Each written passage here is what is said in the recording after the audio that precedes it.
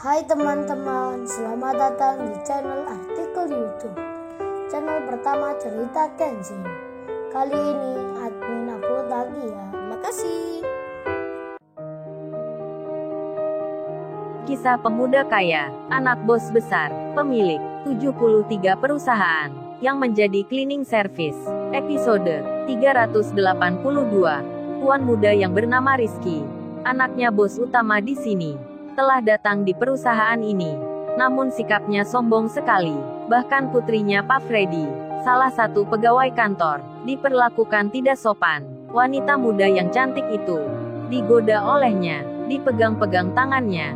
Tentu saja hal tersebut membuat Sabria jadi marah, tak terima perlakuannya. Namun Rizky dengan sombongnya membanggakan posisinya, yang tak lain tuan muda, anak yang punya perusahaan, yang jabatannya sangat tinggi.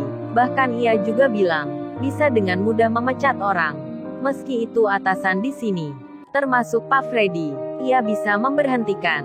Rizky itu bicara mengancam, memamerkan posisinya, menakut-nakuti Sabria. Mendapati hal seperti itu, putrinya Pak Freddy makin marah. Ia pun tak terima. Lalu dengan segera, ia mendatangi tempat ayahnya, untuk melaporkan kejadian ini. Setelah sampai di kantor ayahnya, Sabria pun bercerita, "Yah, barusan ini di tempat kerja Sabria dapat perlakuan gak baik ya. Masa ada laki-laki masuk ke situ, langsung menggoda Sabria, pegang-pegang tangan segala. Dia gak sopan sekali ya. Jadi ayah tolong kasih peringatan, agar dia gak begitu." Ayahnya pun bertanya, dengan setengah agak marah. Ayahnya lalu bilang, "Emang siapa Sabria, yang berani kurang ajar sama kamu di tempat kerjamu itu? Nanti ayah kasih pelajaran." Sabria pun menjawab, "Itu Yah yang tadi bersama ayah di depan. Anaknya yang punya perusahaan, yang namanya Rizky itu, sudah berani kurang ajar ya. Jadi ayah peringatkan saja, agar tak begitu."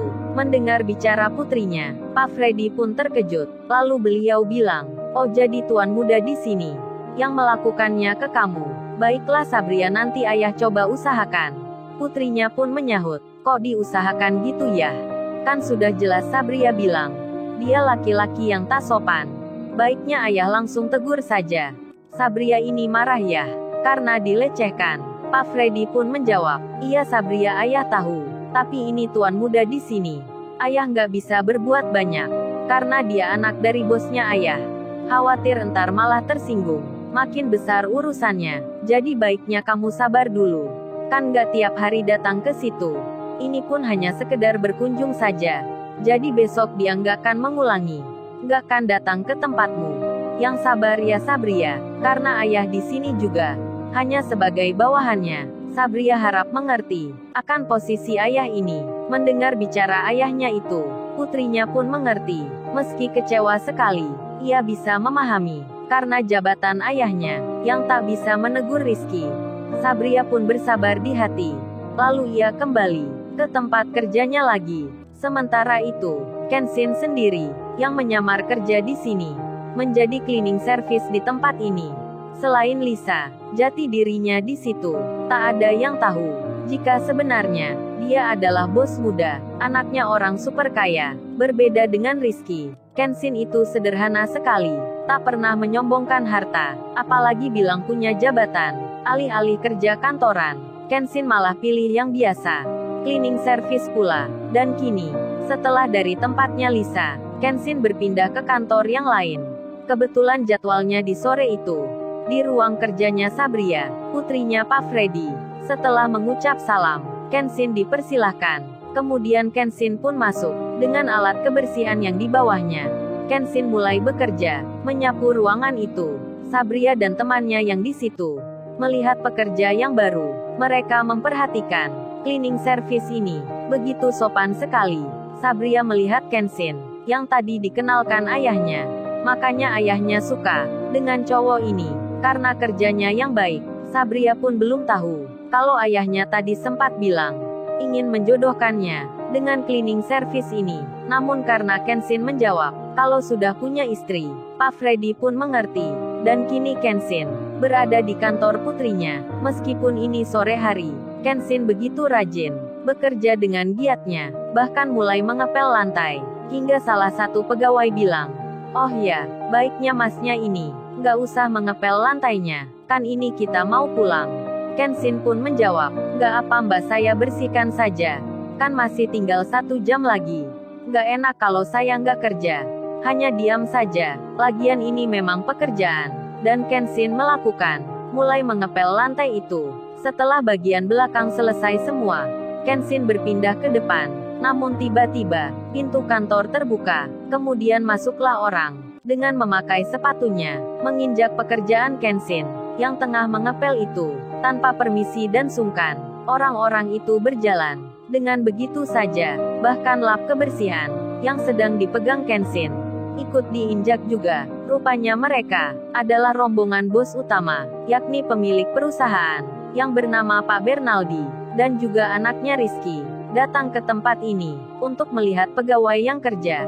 Di situ pula ada Pak Freddy, ayahnya Sabria yang turut mendampingi. Lalu pimpinan tertinggi yang bernama Pak Bernaldi, bicara pada anaknya, oh ya Rizky, katamu tadi kamu mau kerja di sini sementara.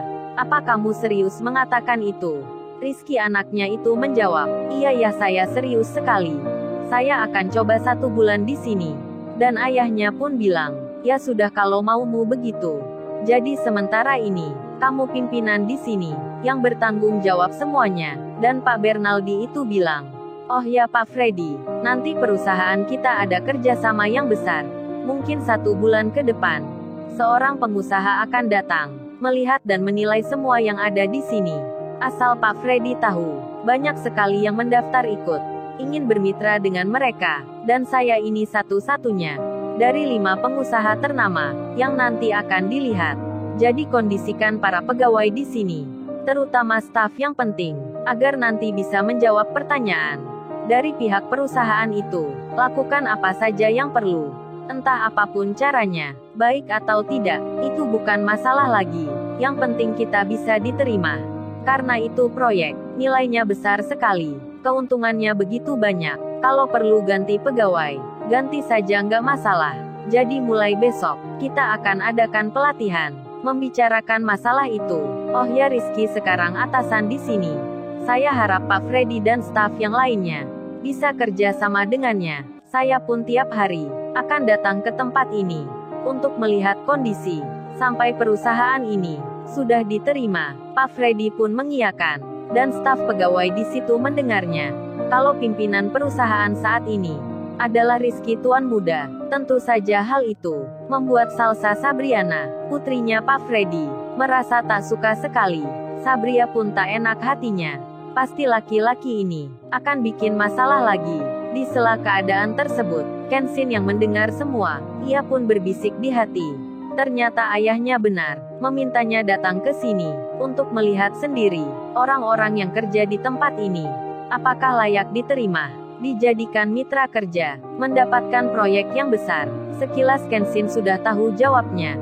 Namun ia tak mau dengan cepat memutuskan begitu saja. Kenshin menunggu, sampai masa penyamarannya selesai. Dan Kenshin, yang lagi membersihkan lantai, tiba-tiba saja, ia mendapat amarah. Pak Bernaldi pimpinan itu bicara. Loh kamu ternyata dari tadi, kamu belum keluar dari sini. Kok kurang ajar sekali, nggak sopan beneran. Cleaning service, mendengar pembicaraan yang penting, Pak Bernaldi pun bilang, oh ya Pak Freddy, tolong diurus masalah ini. Beritahukan pada yang lainnya, kalau pekerja biasa, seperti anak ini, jangan pernah ada di ruang yang sama dengan pimpinan seperti saya. Itu tidak pantas sekali. Saya kira tadi keluar, ternyata masih di sini. Pak Freddy tolong beri peringatan, beri teguran yang keras. Pak Freddy pun menjawab, iya bos baik. Kemudian Kenshin yang mengerti, pimpinan di sini tak suka dirinya. Kenshin pun pergi. Ia membawa alat kerjanya keluar kantor itu.